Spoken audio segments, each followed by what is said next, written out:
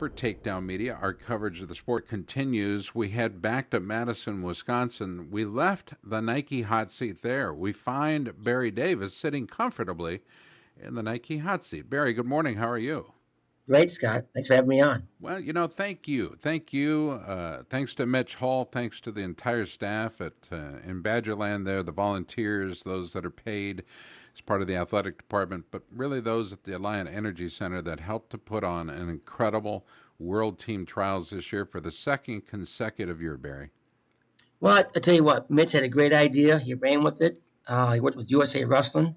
I'm very thankful to been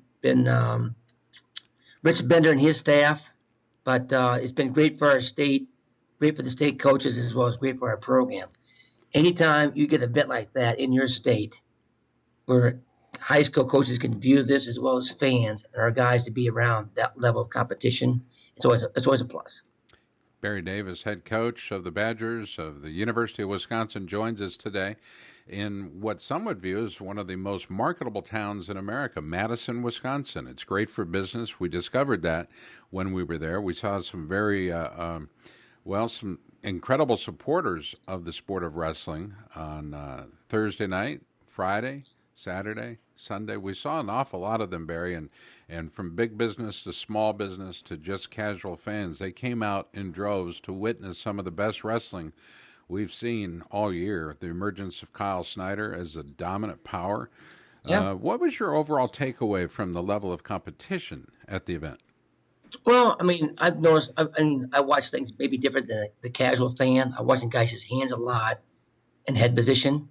I was surprised. I'm not surprised, but when I watched Raymond Russell his senior year in college to where he's at now, much better position, much better hands.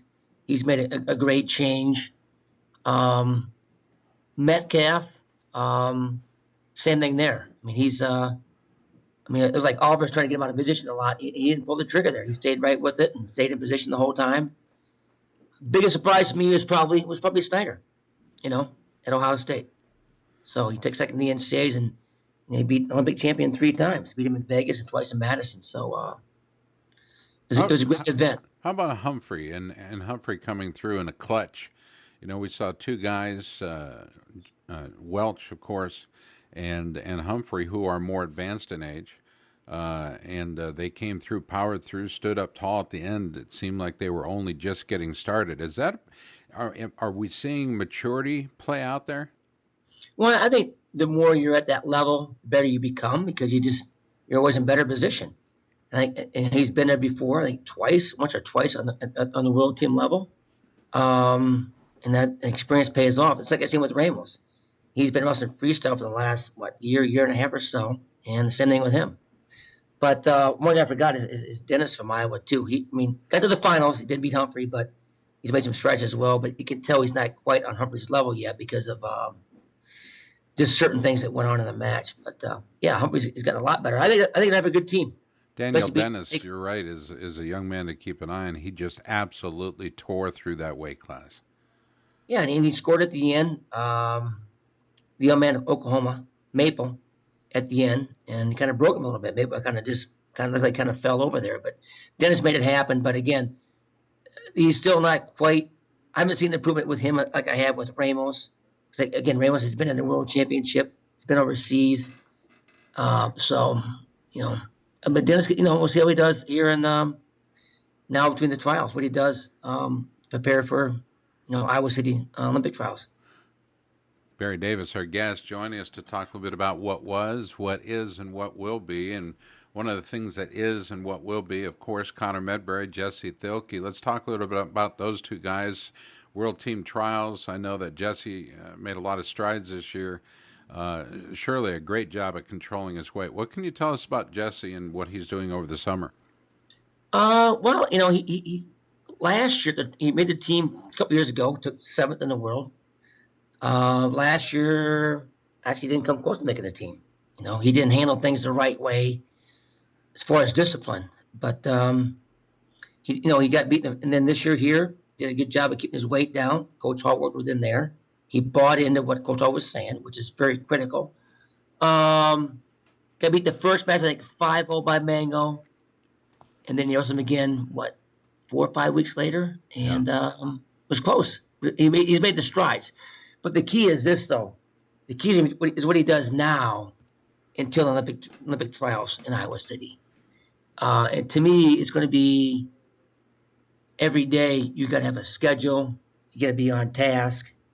You be totally disciplined. He's got a great shot. Jesse Duck is very good at Greco. He picks up things very quickly, but it's your day-to-day routine and consistency that's going to help him make the team.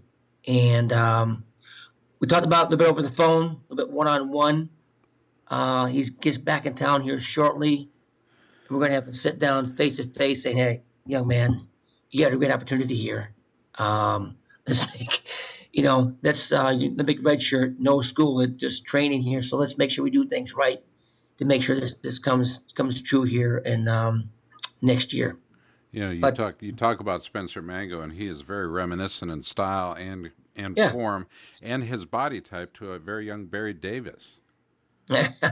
he's built pretty good, that's for sure. He's But built the like thing a is, just rock. yeah, well, yeah, he's the guy's disciplined. He's played in the world before. He's up a little bit of weight though, but he's been very successful, and it's not going to be easy for Jesse. But again, Jesse has a chance to train just full time Greco now instead of going through a full college season. Now, same thing with Snyder from Ohio State. He's doing the same thing. He's got to train full time freestyle in order to have success at the next level. So it's a matter of what Jesse does between 7 a.m. every day to help him win. But Connor Medbury, he's up Richard in as well too, mainly because of he's getting ready for med school, taking that test to get into med school. So we're doing it for it's going to maybe hurt our team a little bit, but we're doing it for him because we want him to be successful academically. As far as getting into med school, I think it takes his MCATs. Well, the Barrys up there understand, Barry Alvarez, Barry Davis, and company understands these kids come for a great education. And what better salute to the program, perhaps, than seeing somebody go through med school as a wrestler and to come out the other side with a degree. And Connor Medbury is a bright young man, talented young man on the mat, and a wonderful guy to be around. Great kid. He's going to be very successful financially. He's very confident in himself and what he does. We've had like 6 guys graduate this year. I think Wow. four of the 6 guys make over $100,000 a year That's, right out of college. as long as we've got our loan documents in place, so they know of our needs prior to their first check, we'll be okay. Well, you know what? So I tell kids this year: you're coming here just to wrestle. Don't come. You're coming here to get a great degree, be successful in the business world or medical field, whatever, and be successful athletically. You're coming to the right place because you get done here. It's set up for you to be successful financially when you get done, and that's part of our goal here. Well, we've seen that too. It's not just, it's a family affair when you see guys like Russ Hellickson and Lee Kemp coming back, not just for the party. They're truly interested to see how this event is going, to be a part of it, to live it, breathe it, soak it in. That's got to be very gratifying, not just to you, but to the entire athletic department. Oh yeah, it's going really well for us. I mean, when Mitch Hall came on board here, the first year we had 15 grand. Last year we was $150,000. Wow. So Mitch has had a huge impact on our regional training center, huge impact on the alumni as far as reaching out and doing that. He's taken a lot off our table. Coach Rochelle Bramwell and my plate a lot, give us more time to do other things. Mitch has been a great asset here, but not only him, but the Evans brothers, Dwayne Schultz, Pat Christensen, John Bardis. So a lot of guys are really stepping up, doing some great things for our regional training center here. Now we're at 150. Classy men for sure. Oh yeah, looking to get to 250 a year here. So things are going real well right now. And Mitch Hall again, congrats to him. So just to wrap up on Medbury and Thielke, will they both be taking Olympic red shirts this fall? Yes. How's that for a quick answer? That's all I need to hear. Let's move on. Coaching staff. Obviously, there was a little bit of a merry-go-round of change a couple years ago. Seems to have settled down a little bit there, probably much to your liking. Can you talk to us about your coaching staff? I know you have a great appreciation for them. Trevor Brandville, Kyle Rochelle, I couldn't have two better guys. I know that when I was hiring those two guys, they go, "Hey, you can't hire those two guys. They're 24 years old. You kidding me?" So listen here, you need to hire somebody with a bigger name. This. I tell you what, I'm the head coach. I'm gonna hire who I want to hire, and trust me, I'm hiring the right guys. You can tell with our recruiting the last couple of years what we have done and where we're going. It's gotten better every year. Well, And Rochelle started as a volunteer back in 2010, so it's not like he doesn't have any experience with your program. correct, you are correct. You've been through the program, a couple times All-American. But here's the deal, though. He's good with athletes, good with kids, understands skill and technique, but he understands young people.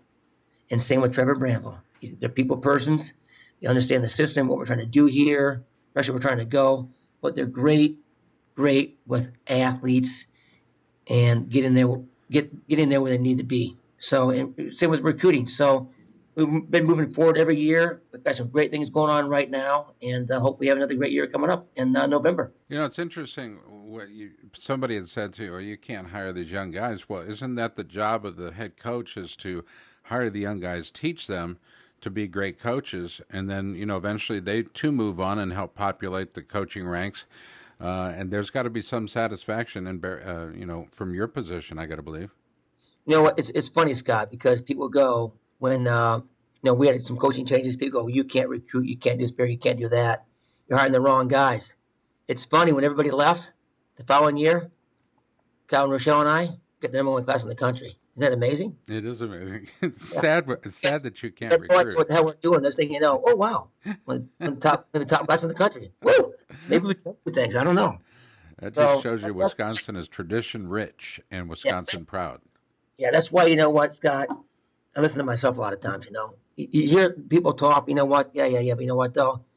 I'm the guy calling the shots, and I'll pick the right people, and I did. All right, so let's talk a bit about the balance of the summer, Barry. What does it look like for you, your staff, and your squad? Do a lot of camps right now here on campus. Got those going again.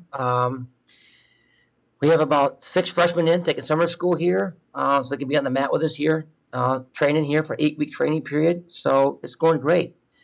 Everybody's around at the workouts, taking care of the young guys, getting them to a different level. The older guys preparing them for the following year. So they're all buying in, doing a great job so far. What do you want to tell the fans out there that were there for the weekend, for the World Team Trials, those that have been in support of your program, the Badger Club? It seems that there's been a support system in place for you for quite some time. Who would you like to say hey to, maybe a shout out to? Everybody, like I said before, John Bardis, Dwayne Schultz, David Goodspeed, Pat Christensen, Evanses, but everybody, and the people in our club, Greg Schrader, those type of guys there on our board. So without those guys, it doesn't happen, Scott. I mean, you need the John Bardises to the guy that attends your steak fry for $100.